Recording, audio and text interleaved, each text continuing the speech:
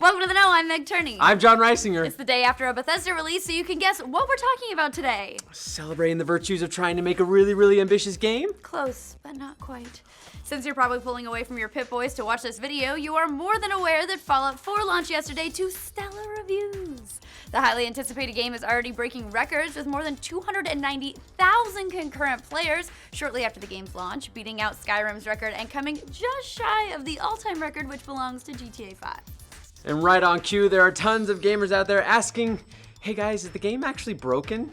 Even though there were a number of reports about technical issues in Fallout 4 circling the internet just before the game's launch, by and large, reviewers seemed to acknowledge the issues while still enjoying the game. But now that it's in the wild, players are finding a number of problems. It's just as the prophecies foretold. Fallout 4 is the latest Bethesda title that allows you to roleplay as a QA tester, exploring their software to find game-breaking bugs and glitches. This year's version adds features like frame rate issues and horrifying no-face. I love those. If that last one seems familiar, you might be remembering that the same bug was found in the also unstable Assassin's Creed Unity and your nightmares. Oh yeah, it's never really good when your game stability can be likened to Assassin's Creed Unity, by the way. So just how bad are the reports of bugs, glitches, and frame rate drops? Well, several prominent figures in the gaming community have been speaking up about their experiences with the game, echoing the concerns of frustrated players. Giant Bomb's Jeff Gerstmann called Fallout 4 a technical mess on consoles in his Mixler, where he audio streams his drive to work and talks about the games he's playing. Gerstmann, who is still mulling over how he's going to review the game, said he was surprised at just how broken the PS4 version is, citing several encounters that dropped his game to single-digit FPS. He cited multiple gripes with the game from a technical standpoint, adding that he was always wondering if the next thing you do is going to make the game spiral out of control and totally break your progress.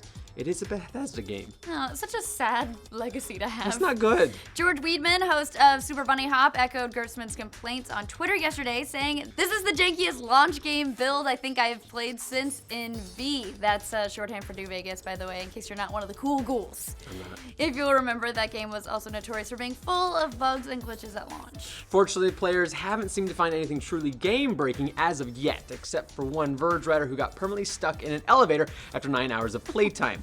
Maybe Bethesda is taking elevator design cues from Mass Effect. The biggest issue people are reporting has to do with frame rate, and this isn't just players that are upset about a drop from 60 to 30 in certain versions of the game. Digital Foundry released their comprehensive look at Fallout 4's technical performance yesterday, and they found quite a few instances of frame dropping, saying that it's far from a perfect situation on consoles as far as frame rate consistency goes, and neither can truly latch onto a rock-solid 30 frames per second reading.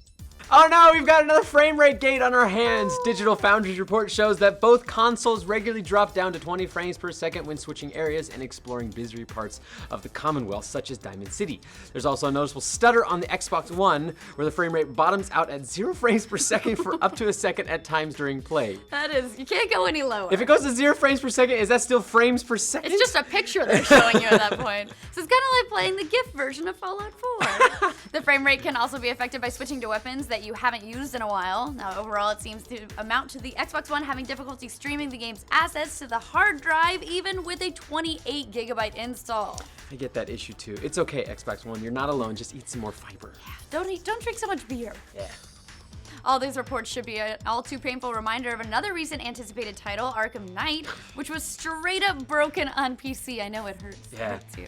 Weirdly, Fallout 4 is kind of the opposite. It has problems running on consoles, but so far the PC version seems pretty much okay. I mean, if by fine you mean no more buggy than consoles with a better frame rate.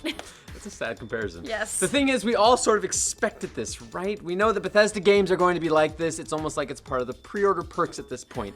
But at what point does it go too far, and are we giving them too much of a free pass? How does a game with technical problems get scored so high? Yeah, it got perfect scores in some places. It did. Seems like most of the reviewers have a different experience with the game than the players do, or maybe they're just not concerned that some of the same things, that the players are concerned with.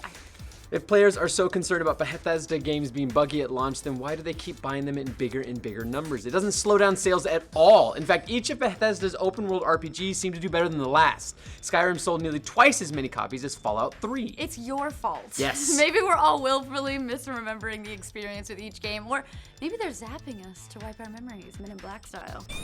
Where am I? As part of our each patch, you just get like a zap.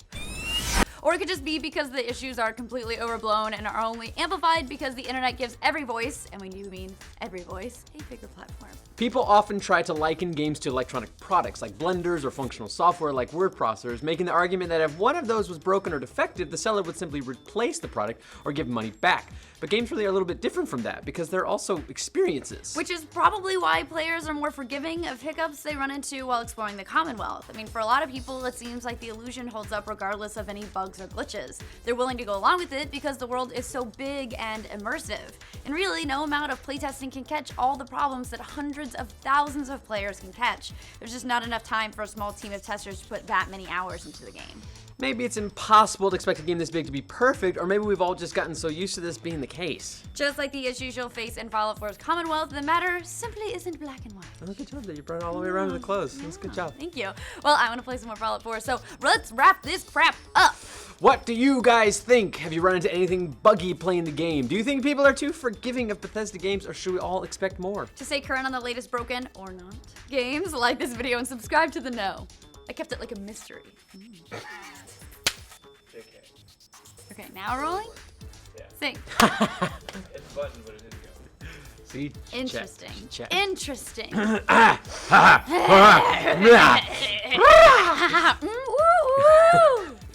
That's gonna be at the end of this video. Alright, are you ready?